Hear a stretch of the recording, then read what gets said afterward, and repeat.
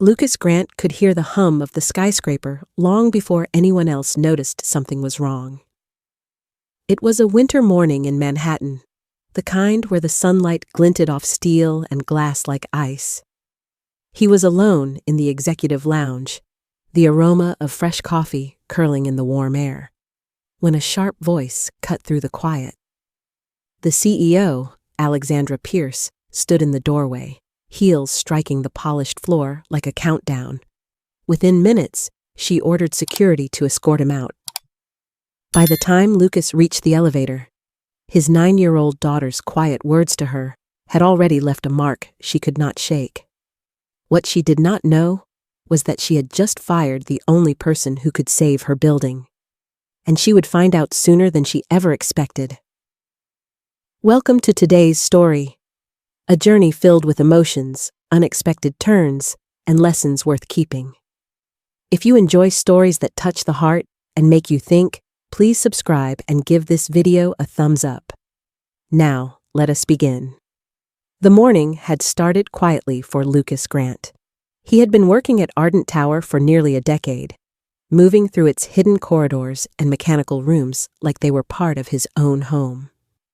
As a single father, the building offered stability, a paycheck, and a place to pour his skill into something tangible. Lucas was no ordinary janitor. He understood the way the skyscraper breathed. The faint hum of the HVAC, the whisper of the elevator cables, the deep metallic thrum of the boiler room. It was a cold, clear day in Manhattan, sunlight reflecting so brightly off the glass towers that it seemed to turn the streets into mirrors. Lucas carried a steaming paper cup of coffee into the executive lounge, a quiet space with floor-to-ceiling windows overlooking the skyline. This was the only room where the heating system still worked perfectly, and he liked to take a few minutes there before returning to the lower levels. He barely had time to sip before the sound of fast, deliberate footsteps approached. Alexandra Pierce, the CEO, appeared in the doorway. Her black suit was sharp enough to match the edge in her voice. She said, "Do you think this is a coffee shop, Mr. Grant?" Lucas set the cup down slowly, feeling the weight of her gaze. He said, "This is the only room in the building where the HVAC is still running." Her heels clicked across the marble as she stepped inside, each sound echoing like a small gavel strike. The lounge was pristine, crystal glasses lined in perfect rows, a polished mahogany table waiting for the most important contract signing of her career. In less than half an hour, she planned to close a deal worth millions. In her mind, there was no place here for a dusty-booted janitor. She said, "On your feet." Lucas rose without hurry. He said, "I was not aware I was trespassing." Her eyes were cold, unreadable. She turned to the head of security standing in the doorway. She said, "Escort him out." And just like that, Lucas's contract was terminated. As he walked toward the elevator, a small figure appeared in the hall. Chloe, his 9-year-old daughter, had been sketching in a notebook while waiting for him to finish work. She looked at Alexandra and said, "My dad says sometimes people see, but they do not really see." The words landed like an invisible weight, pressing against something Alexandra could not quite name. Still, she blinked the feeling away and turned back to the view of the city. 20 minutes later, Alexandra stood at the head of the same table. Her legal team shuffled papers, glasses clinked, and the partners from the other corporation were on their way up. But just as she reached for her pen, the overhead lights flickered once, twice, and went out. The room sank into a dim, humming half-light. The projector powered down, the air grew still, and even the chilled water on the table began to sweat. Her operations manager's voice was tight. "The backup generators are not engaging, ma'am." Alexandra swiped her tablet, only to find every system offline. No Wi-Fi, no security feeds, no environmental controls. The head of security shifted uncomfortably before saying, You fired the only man who knows this system top to bottom. The words hit harder than she wanted to admit.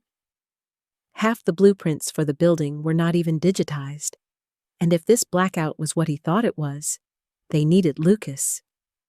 For the first time that morning, Alexandra felt control slip from her fingers. A low tide of unease passed through the room as she gave the order. Call him back. He works under me, and when this is fixed, he is gone again. 5 minutes later, Lucas walked into the lounge in the same worn uniform, sleeves rolled above his forearms, a tool bag slung over his shoulder.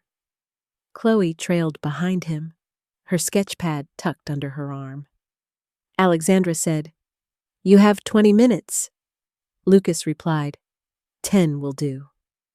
He moved quickly, scanning vents, wiring conduits, and junction panels hidden behind decorative moldings.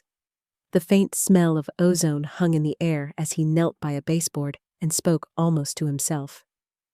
The AC unit tripped when your new projector overloaded the breaker. That tripped the failsafe in the main line, and your backup capacitor has not been maintained, so the generators could not jumpstart. She bristled at the lecture, but stayed silent. Lucas worked without drama, his flashlight beam steady, tools moving with practiced precision. Within minutes, the lights surged back to life. The projector hummed, the AC kicked in, and a murmur of relief rose from her team. Lucas stood, wiped his hands, and picked up his tool bag. Alexandra opened her mouth to speak, to thank him or to reassert her authority. But he was already walking toward the elevator with Chloe at his side. For the first time in years, she found herself watching someone leave and feeling like she had just lost something she did not understand. The rest of that morning should have been smooth, but Alexandra Pierce could not get Chloe's words out of her head. Sometimes people see, but they do not really see. It gnawed at her while she signed contracts, while her team made final preparations, while she tried to regain her composure. Then the security chief approached again, his voice low. "We have a problem in the lower cooling system. A pressure spike, still holding for now. But if it fails, it will kill power to the data servers." Alexandra's pulse quickened. Losing the servers during the biggest signing of her career was unthinkable. Her team hesitated before anyone spoke. The security chief finally said, "We could call him back." She almost laughed at the absurdity. "I am not in the business of begging men I have just fired." His reply was blunt. "Then you are in the business of explaining to the board how you lost a $1 billion deal." The decision took only seconds. "Find him." They tracked Lucas down in the service alley behind the building. He was showing Chloe the lines of the facade, pointing out beams and vents like they were landmarks. When Alexandra told him about the pressure spike, he only said, "Sit tight, Chloe," and followed her inside. The cooling chamber was buried deep in the building, past narrow corridors that smelled faintly of metal and damp concrete. Lucas moved with the ease of someone who knew the building's bones. He crouched by a pipe and said, "Your pressure valves are misaligned. Could have been from the blackout surge." Alexandra crouched beside him despite the protest of her tailored suit. Why was this not caught during inspections? "Because inspections check boxes," Lucas replied. "I listen." The words stung more than she wanted to admit. He handed her a wrench. "Hold this." She hesitated. "I am not." "Neither am I," he said, tightening a valve with steady hands. They worked in silence except for the hiss of escaping steam. Then he said quietly, "You can rebuild a building 100 times, but you cannot bring back trust once you have broken it." When the valve finally eased and the hiss softened, the air felt lighter. He stood, wiped his hands, and said, "You are stable for now." Before she could respond, he was gone again. Days passed, but Alexandra kept seeing him in places she did not expect. In the break room, sharing pizza with janitorial staff. In the plaza, fixing a bench for children from the shelter across the street. Always with Chloe nearby, handing out napkins or sketching quietly. One afternoon, a sudden blackout struck again. Alexandra stepped out of her office to see Lucas leading a group of employees down the stairs, flashlight in one hand, Chloe trailing behind with a glow stick. She heard Chloe whisper, "Daddy, we should check the people in the boiler room. They do not have windows."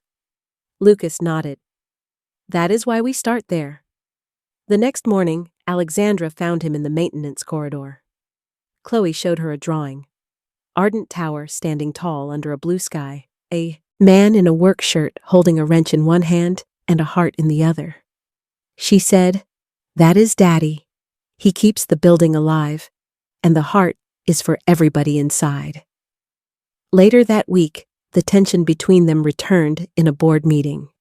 A major investment group offered $25 million in exchange for converting a sub-basement floor into a high-capacity data center. The terms were tempting. It would secure the company's finances for years. Lucas sat in as a consultant and did not even touch the folder. "There are always strings," he said. When the investor claimed it was underutilized space, Lucas warned of heat, vibration, and waste coolant runoff. "You can save the company today," he told her, "but you will pay for it for years." Her jaw tightened. "Do you think I do not understand responsibility?" "I think you do," Lucas said. "But responsibility is also to the people who cannot afford to sit at this table." The words hit differently. She wanted to dismiss him, but could not shake the truth in his tone. That night, Alexandra tried to focus on the proposal in her apartment, the city lights reflecting off her windows. But the numbers blurred, replaced by Chloe's drawing and the words, "The heart is for everybody inside." The next morning, she entered the boiler room. Lucas was tightening a valve, oil-stained gloves gripping his wrench. She said, "I am supposed to sign today." Without looking up, he replied, "Then you have already made your choice." She stepped closer. "Do not presume to know my mind." "Then prove me wrong," he said, finally meeting her eyes. She had no way of knowing that before the day was over, she would be standing beside him in the most dangerous part of the building, making a decision that would change them both. The storm came in without warning. By early evening, the wind clawed at the glass, rain streaked in furious sheets, and the night crew moved quietly through Ardent Tower's dim corridors. Alexandra was still in her office, tie undone, hair slightly mussed from a day of tense conversations with the board. She was reviewing a press release draft when the sharp wail of the emergency alarm cut through the quiet. Her intercom crackled with the voice of security. "We have a code 6 in the sub-basement. Gas leak alert. Source unknown. Evacuation is recommended immediately." She was halfway to the elevator when another voice joined in, steady, low, and unmistakable. It was Lucas. "Where exactly?" "Boiler room intake shaft," the guard replied. "Pressure is spiking. It could ignite if—" The line cut off in a hiss of static. When Alexandra reached the ground floor, she saw Lucas already pulling on a faded utility jacket. Gloves hung from his pocket. "You are going down there?" she said. "If we wait for the fire team, the pressure will blow the seals," he answered, moving toward the service elevator. "That is insane," she said. He met her eyes. "I thought you wanted to protect the heart of this building. This is its heart. Attack." Something in her, pride, instinct, or both, would not let him go alone. She stepped into the elevator before the doors closed. "You think I will let you die down there without a witness?" she said. "You might regret that in about 5 minutes," he replied, dry as the smell of ozone already creeping into the shaft. The elevator stopped with a groan. A blast of warm, metallic-smelling air hit them.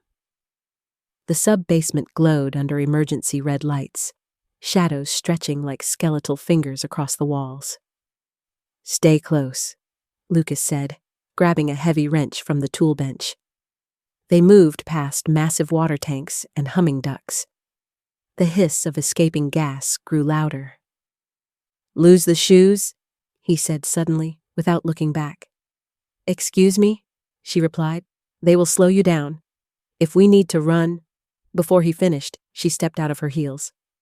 The concrete was cold under her stockings. "Happy now?" she asked. "Safer," he said.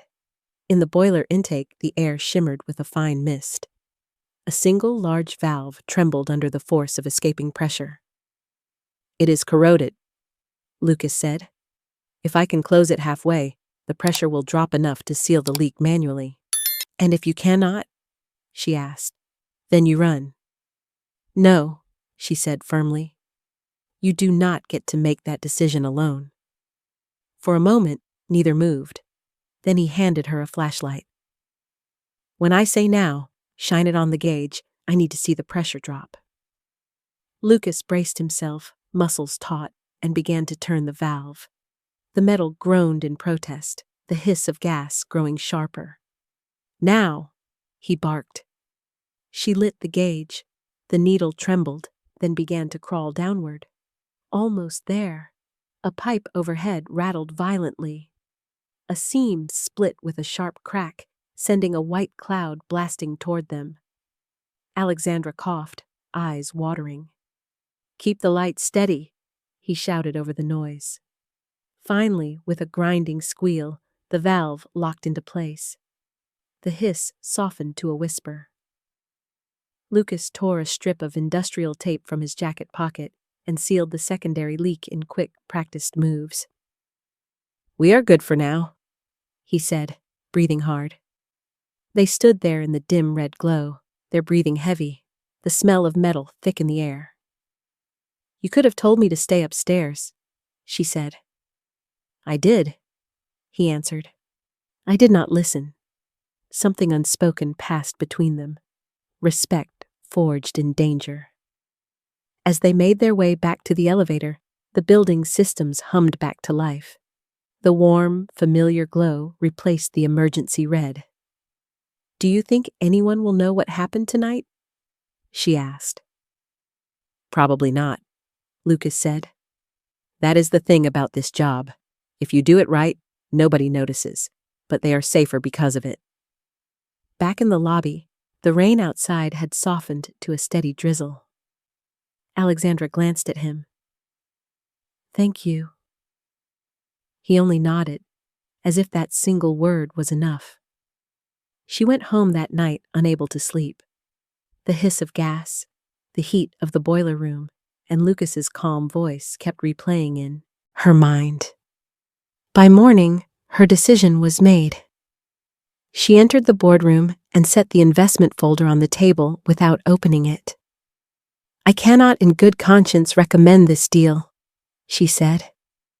The room erupted, words like reckless and short-sighted flying toward her. But she kept her spine straight. This building is more than steel and profit margins.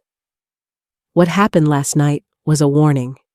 If we compromise safety systems for quick capital, we gamble with lives. That is not a bet I am willing to make.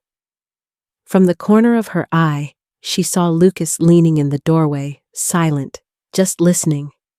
She had no idea that within hours she would be calling the entire building together, not to announce a contract, but to change its history. The morning after the boardroom confrontation felt unusually calm. Sunlight streamed through Alexandra's office windows, golden and clean, as if the city had been washed overnight. She had barely touched her coffee when she saw an envelope on her desk. In the corner was a small, hand-drawn heart. Inside was a note in careful, uneven handwriting. "Thank you for keeping my dad safe. He says a building is like a person. It needs someone to take care of its heart. I think you took care of it too. Signed, Chloe." Behind the note was a drawing. The three of them standing under a tall building, its windows glowing. That afternoon, Alexandra called an all-staff assembly in the atrium. The space filled with people from every floor. Engineers, receptionists, janitors, department heads. She stepped to the podium and let the room settle. Last night, this building faced a critical systems failure that could have endangered everyone here, she began. It was resolved not by an executive order or a corporate policy, but by someone who knows these walls better than anyone else. Someone who listens when the building breathes. Her eyes found Lucas in the crowd. Chloe held his hand, her gaze steady on Alexandra. I am proud to announce that Lucas Grant will take on the role of Chief Facilities Integrity Officer, with the authority to ensure the safety and sustainability of Ardent Tower for decades to come. The applause swelled through the atrium. Lucas's jaw tightened slightly, uncertain what to do with the attention. When it quieted, he stepped forward. I will accept on one condition, he said, that I still get to polish the Ardent nameplate in the lobby every morning. Some things should not change. The laughter and applause rose again. Over the following weeks, the story spread. A CEO walking away from a multi-million-dollar deal to protect her building's heart. Media crews arrived. Industry blogs praised the decision. But inside Ardent Tower, life carried on. On a crisp New York morning, scaffolding came down from the building's facade. Employees stood shoulder to shoulder with construction crews and neighborhood families in the plaza. Alexandra stepped to a small stage, glancing toward Lucas, who had Chloe perched on his shoulders. Today is not just about glass and steel, she told the crowd. It is about choosing to protect what matters, even when it costs us. And none of this would have been possible without the man who kept this building alive when no one else knew how. She invited Lucas up. He adjusted the microphone and said simply, You do not keep a place like this alive just by tightening bolts or replacing filters. You keep it alive by caring. And caring is a choice you make every day. When the speeches ended, they cut the red ribbon together. Sunlight danced on the polished surface of the tower as if it had been waiting for this day. Children ran to test the new benches. Employees posed for photos. A jazz trio played from the cafe on the corner. Later, as the celebration wound down, Lucas stood near the entrance looking up at the building. For all the work we did out here, the real change happened in here, he said, tapping his chest. Buildings do not change people, Alexandra replied. People change people. That evening, the three of them walked slowly down a quiet street. Chloe skipped ahead, scarf fluttering in the breeze, but kept glancing back to be sure they were close. Dad, she called, tell the story again, the one about the man who keeps the heart of the building beating. Lucas began. Once there was a building. Inside, it was a heart. Not a real one, but something just as important. It kept everyone warm in the winter, cool in the summer, and safe in the storms. One day, the heart started to slow, and no one noticed except one man. He listened and decided he would not let it stop. Chloe grinned, and he fixed it. Not alone, Lucas said. Someone else listened too. Alexandra glanced at him. Sounds like she was late to the story. Maybe, he said, but she got there in time to help. They reached the corner where the last light of sunset spilled over the city. Alexandra slowed, her voice softer now. You did not just save the building, Lucas. You saved me. We saved each other, he replied. Some things you cannot do alone. They stood there a moment, framed by the glow of the city. Behind them, the tower's lights blinked on, warm against the dark. The hum of the building was steady, like a quiet heartbeat, a promise kept. Thank you for listening. If this story touched you, please share it and leave your thoughts in the comments below. Your voice is part of the heart that keeps our storytelling family alive,